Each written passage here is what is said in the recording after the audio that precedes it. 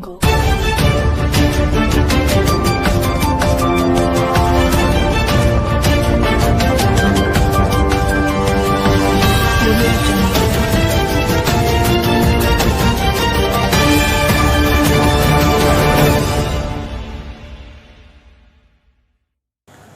Assalamualaikum warahmatullahi wabarakatuh. Ketemu dengan saya Doni Setiawan di acara wawancara menjelang pemilu presiden 2024. Nah, kali ini saya sudah bersama Ibu Fio, yang dimana Ibu Fio mewakili dari warga Indonesia yang akan memilih pemilu presiden 2024. Tapi saya akan memberikan 8 pertanyaan mengenai hal tentang pemilu presiden 2024 yang akan dijawab oleh Ibu Fio selaku anggota PNS di Ibu Kota Jakarta.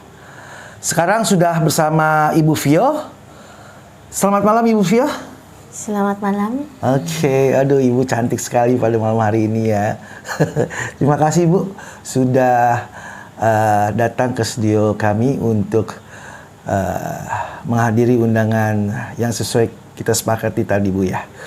Nah Bu, nanti akan saya kasih 8 pertanyaan yang mana mengenai tentang hal pemilu presiden 2024. Tapi Ibu boleh menjawab dengan sesuai dengan hati Ibu. Oke? Siap. Oke, terima kasih Bu Fio. Oke, pertanyaan pertama kita langsung saja. Bu Fio, apakah Anda sudah tahu pada tahun 2024 nanti kita akan ada pemilihan presiden dan Pak Jokowi sudah tidak bisa mencalonkan sebagai presiden? Baik.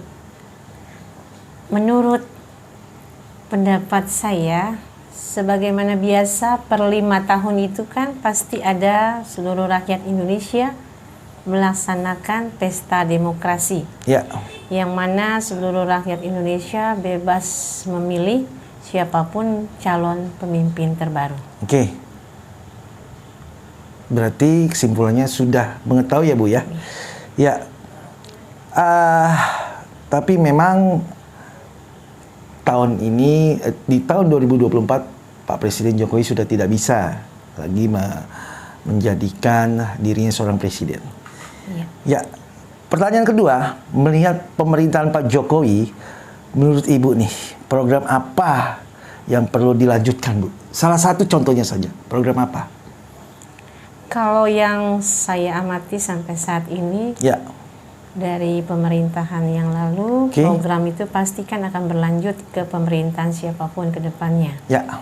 Yang lebih diutamakan ketenaga kerjaan yang harus diperhatikan. Kalau itu sih menurut pendapat saya. Tenaga kerja rakyatnya khususnya di dalam negeri Indonesia ini ya. Lapangan pekerjaan. Lapangan pekerjaan ya, yang harus diperhatikan. Belum mencakupi semua tenaga kerja yang akan dioper ke luar negeri. Apakah itu termasuk Bu? Yang intinya sih di dalam negeri dulu lah, karena kita lihat rakyat lebih memperhatikan rakyat yang masih membutuhkan lapangan pekerjaan.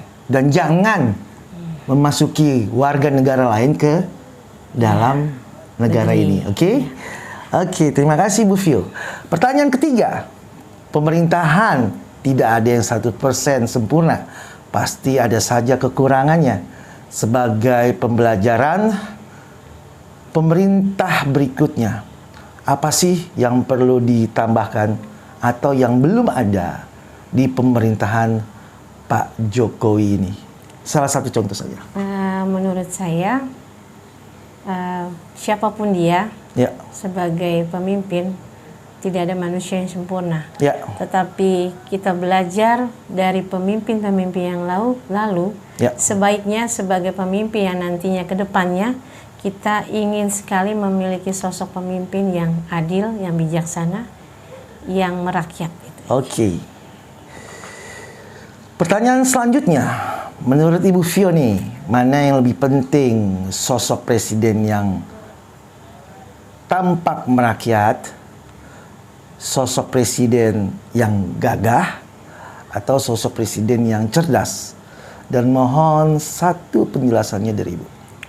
Yang jelas ya lebih diutamakan sosok pemimpin yang lebih memprioritaskan rakyatnya, kesejahteraan rakyatnya, yang intinya ya merakyat, cerdas dan adil. Oke.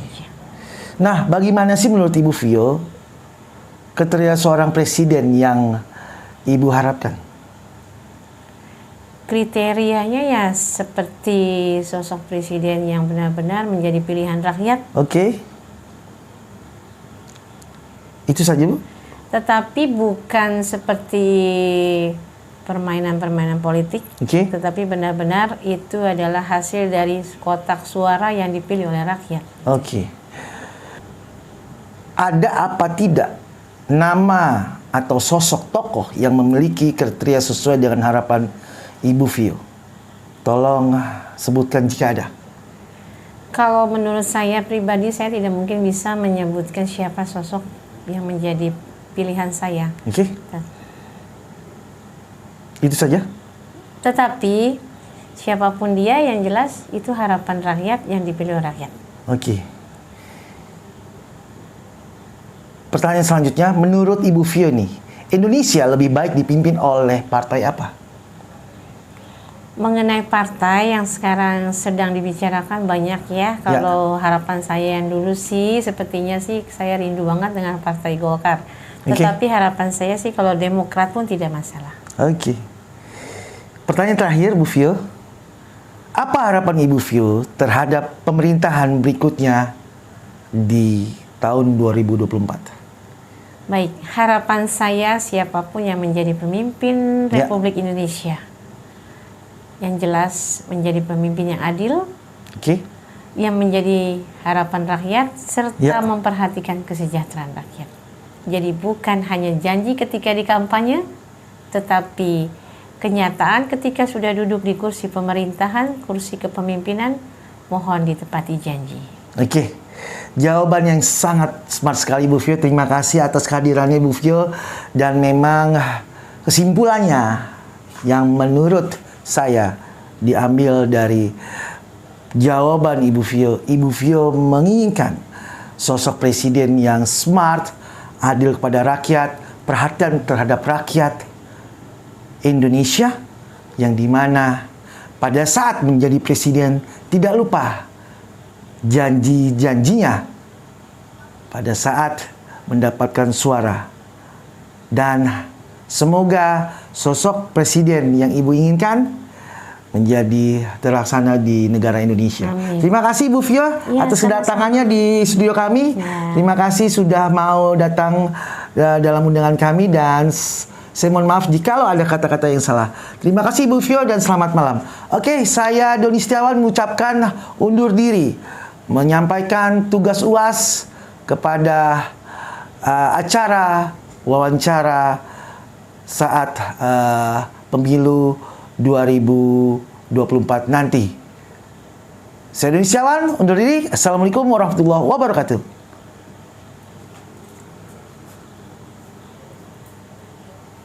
Assalamualaikum warahmatullahi wabarakatuh. Hai, ketemu dengan saya Doni Setiawan di acara wawancara tentang komunikasi politik.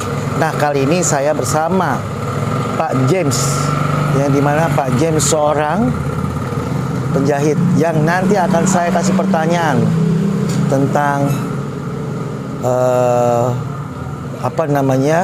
komunikasi politik yang saya diberikan tugas oleh dosen. Ya, Pak James, selamat malam. Selamat malam, Pak Doni.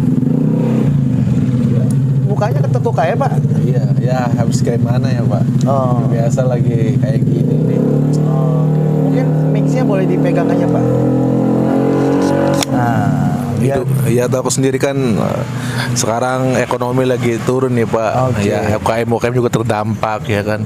Ya bukan kesalahan pemerintah sih, cuman emang kan dunia lagi gonjang-ganjing nih Pak. Rusia Ukraina lagi perang, harga BBM lagi naik kan. Makanya juga pengaruh ekonomi masyarakat juga lagi turun begitu Pak. Nah, berkaitan dengan perekonomian ya, nanti mungkin ada satu pertanyaan yang memang bisa dijawab menyangkut dengan hal itu ya Pak. Iya, Pak. Ini ada 8 pertanyaan Pak. mengenai pertanyaan yang memang saya ditugaskan oleh dosen di kampus. Oke, siap Pak. Ya. Oke Pak, yang pertama Pak. Iya. Apakah Bapak sudah tahu pada tahun 2024 nanti akan diadakan pemilu presiden dan Pak Jokowi sudah tidak bisa mencalonkan sebagai presiden lagi? Oh, kebetulan walaupun saya tukang jahit Pak, saya tuh sering ya mendengarkan di YouTube atau apa namanya di televisi gitu, bahwa kan kemarin-kemarin tuh ada tuh yang wacana bahwa presiden itu kan 3 periode kan, tapi emang tidak jadi karena emang kan sesuai dengan apa namanya ya pemerintah yang dulu kan bahwa jabatan presiden kan 2 periode kan ya, sedangkan Bapak Jokowi kan udah 2 periode kan Pak, dari 2014 sampai sekarang 2024. Dan saya juga udah mengetahui hal tersebut. Ya.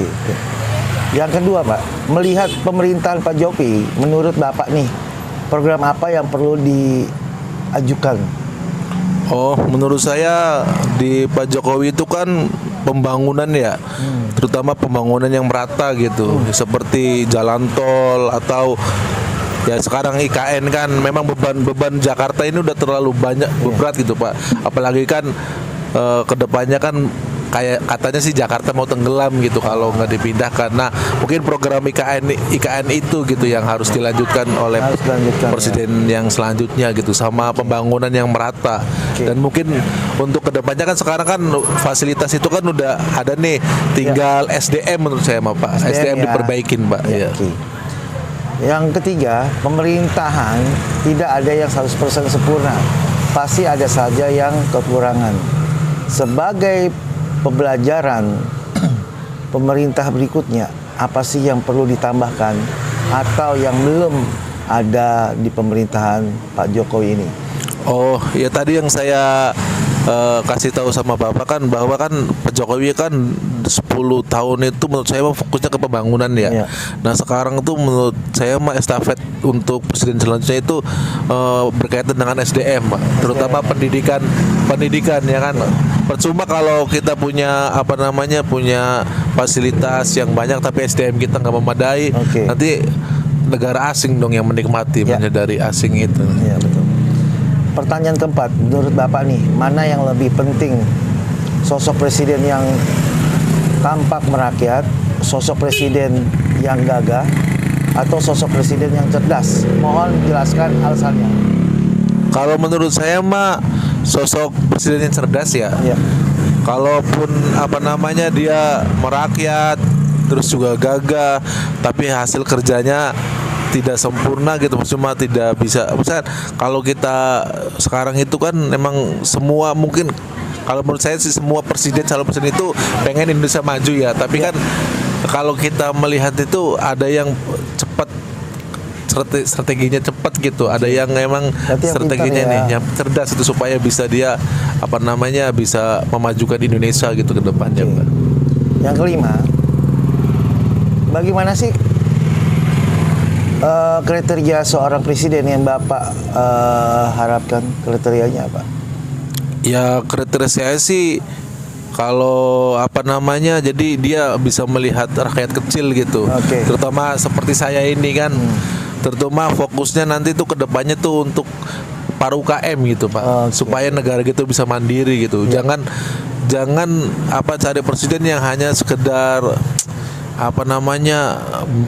pembangunan tapi kayak UKM ini tidak dipikirkan gitu. Terutama kalau saya kan UKM nih Pak, butuh dana dan di perbankan yang emang kalau bisa sih jangan ada bunganya gitu. Jadi kita kembalikan modal tuh cukup modalnya doang gitu, seperti itu Pak.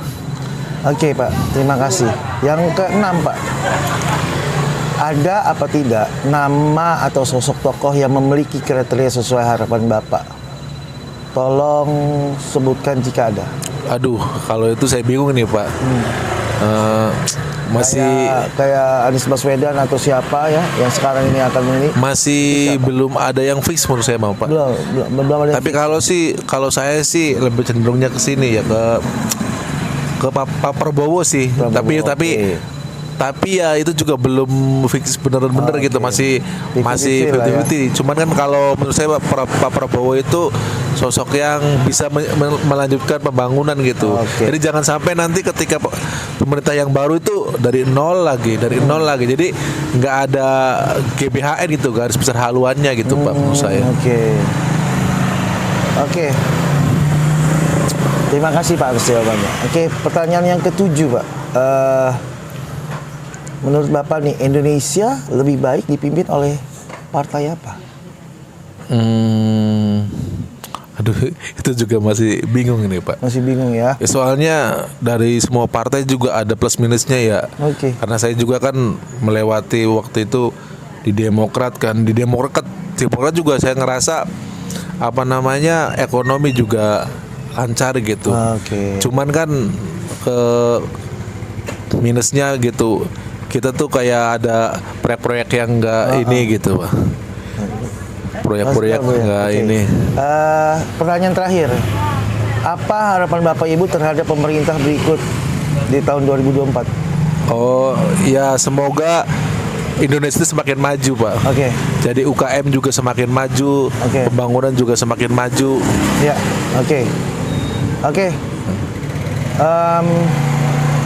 terima kasih Pak atas jawabannya. Semoga ini bisa didengar oleh kandidat-kandidat yang sebelumnya yang akan dipilih oleh rakyat. Terima kasih Pak James. Terima kasih. Sukses selalu. Ya, Pak Doni juga sukses. Moga-moga kuliahnya lancar. Amin. Dan bisa mungkin jadi anggota DPR lah. Amin. Jadi maksudnya saya sebagai UKM itu aspirasinya dekat gitu Pak. Kan Bapak udah kenal sama saya gitu. Terima kasih. Ya, itu dia wawancara kita untuk Komunikasi Politik. Saya Doni Setiawan mengucapkan Assalamualaikum warahmatullahi wabarakatuh. Sampai jumpa. Waalaikumsalam warahmatullahi wabarakatuh. Ya, Assalamualaikum warahmatullahi wabarakatuh. Ketemu dengan saya Doni Setiawan di Wawancara Politik.